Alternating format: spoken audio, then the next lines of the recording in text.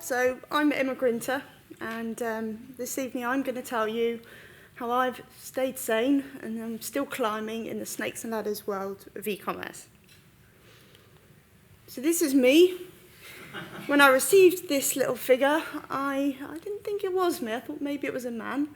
But I was sent, and I don't have a penguin jumper, I was sent this little figure by the Waterstones search marketing agency Epiphany at Christmas last year. And it was only when I flipped it over, I saw my surname was on the back, so apparently it's modelled on me. So this is where I'm starting from. I work for Waterstones, the bookseller. You're probably familiar with them. They're a high street retailer. And I'm going to tell you today how I got to where I am now. But as I'm currently working in the world of books and reading, I thought it might be a little bit of fun to have a little quiz to start off with. To give you a bit of context, we recently ran a campaign at Waterstones where we asked our very loyal fans to send in their favourite moment from a book recreated in Lego. And I wonder if you can guess what these three are. I will give a clue, and if everyone's too shy, I'll just tell you the answer and move on. So number one, this was a high sea adventure featuring a very famous whale. Does anybody know? You might have read it as a child? Yes, brilliant, Moby Dick. Fantastic. Okay, number two, comedic sci-fi favourites. I believe there was a TV series as well. Yeah, brilliant. Okay. And number three, this was erotic fiction that took the world by storm in 2011. Maybe I should just move on, actually. It's not very Waterstones, is it? Okay. Right, so please forgive the clip art nature of my presentation. So tonight, still in the vein of books, I'm going to talk you through my mini biography of how I got to where I am. So starting off, chapter 1. It's first time for everything. Starting in 1999, there was quite a few firsts for me during this first 5 years of my career. I got my first job in marketing. I worked for an agency down in Hampshire whose main client was Skoda. And that was my first experience of working with a budget, of planning and learning the very basics around marketing. And it was also first for me in terms of using email as a business tool, a business communication tool. My boss used to ask me to send a letter to one of the local Skoda dealerships. Send an email to a local dealership, and he would say, make sure you address it formally, a bit like a letter, with your postal address at the top. All seems a little bit odd. So I'd send the email off, and then I'd do some filing and faxing, because I still faxed in 99. And eventually I would crack and phone them up and say, you need to turn on your computer, because I've sent you an email. And then 9 times out of 10, they would write back in a letter instead of emailing me back, because they weren't comfortable with the communication tool at that time. So just quite interesting that it's 15 years, it's actually, things have changed a lot in that respect. Another first for me was moving to London and working in London for a company called Book Club Associates. I think my job title at that point was Assistant Product Manager. And that was a big learning curve for me, a lot of steps up the ladder, because I learned a lot about direct marketing, about segmentation, testing. I was managing quite a lot of different multi-channel campaigns, but not online, offline. It was all print-based media, so direct mail and all of those. So that was a big step up for me, and I also studied for the direct marketing diploma at that time. And that told me all of the kind of fundamentals behind direct marketing, which even though my career's changed quite a bit since then, these are all principles that I follow today and really valuable for me. So quite a few steps up the ladder in that particular chapter. Chapter 2, the bright lights of the internet. So around the time of 2004, I had moved on to another mail order company, but this time a new market and a new product. So the company was called Gray & Osborne, and they sell women's clothes. And I spent my first year there continuing in the print side of marketing, and it was starting to get a little bit of a kind of repetitive, nature to the job, and I looked over at my online colleagues and I thought that looks quite exciting because they could do all this testing really quickly and really they can create creative within a day, whereas we were spending weeks and weeks putting things together. It all just seemed a lot more glamorous and exciting. So I got the opportunity to work in online when I was at Grain Osborne, and I think for that first year it was a case of learning the KPIs, understanding how they related to what I'd done previously, and some of the jargon and the buzzwords, and I'm sure everyone in this room realises there's a never-ending, exhausting amount of jargon within online. So that was a good start for me. But I started to feel like I wanted to move further up the ladder, and an opportunity came up to work for Uniqlo UK. I don't know if anyone's familiar with them, but they're a Japanese company, and they've got retail shops within London. I think they've got about 14, 15. That was more like running up an escalator than taking a few steps up the ladder because it was a massive jump for me. My job title was e-commerce manager. I think it was day 2 that I was admiring my business cards, thinking, haven't I done well in my new job? And I said to my boss, so who is it who creates the email newsletters here then? So who does that? Looking for a designer. And she said, you need to learn Dreamweaver and Photoshop. I'm going to teach you today and you need to create it tomorrow.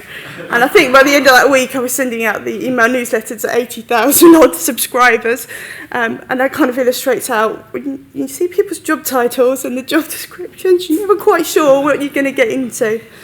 Another interesting thing about my experience with Uniqlo was it showed me that there's a different perception to e-commerce in different companies, and people quite often used to ask me, can you fix my computer? Can you look at the printer? And I'd say, I have no idea how to do that. And they'd look a bit disappointed, maybe a bit annoyed. And they'd say, well, the last e-commerce manager knew how to do that. And that kind of showed me that he'd been from a more technical background. He'd built the basics of the website, basically.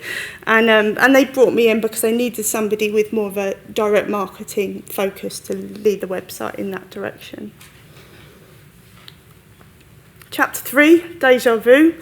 Around this time, I joined the Reader's Digest, and the reason I've entitled this Deja Vu is because that is, as a business, is quite similar to Book Club Associates, where I'd started my career. So in some kind of ways, it was a bit like a strange homecoming for me. And what I mean is, it's a company that has had a lot of success with print-based marketing. It's got massive database, massively responsive in certain channels, basically. And I thought, well, I've got a few years online experience under my belt by this point. I'm going to be fine. I know what I'm doing. I think we're 6 months in. I thought this is like a brick wall. I just can't seem to get any of my campaigns to work online. But that was until I replicated the offline experience, which I knew worked offline, in an online environment. So basically what I did was I worked with the internal IT team to build a microsite. And from the customer's perspective, this was essentially a bit like a pinball machine, I guess. And there were 2 key elements that we featured in this microsite that we drove traffic to, which I knew worked. And the first was to get your customer to do something. When it came to the physical packs they received, they'd have to fill in these coupons and they'd have to stick stickers and all these different interactions. And the other element was enter them into a prize draw, because they all seemed to want some sort of financial incentive. So those two things were basically in this microsite, and I'm not even kidding you, this microsite had 23 different pages to it. The customer had to go through, click on here, go here, do this, and it went on and on. I thought, this is never going to work. This is completely different to what I've learned. It's normally less clicks, bigger response. But it worked phenomenally well. We were selling the same product at the end of it as we were in our previous, on our e-commerce website that we were directing similar size mailing list to, and we got thousands of % increase in revenue. But the learning for me was, don't lose sight of who your customer is and what works for them. What do they feel comfortable with? It's not just about the channel, it's what works for them and trying to replicate that experience. So what started off as perhaps a snake, I think turned into a ladder there. Chapter 4, success is in the eye of the beholder. Around this time, I'm basically going to talk to you about some of my snake experiences here.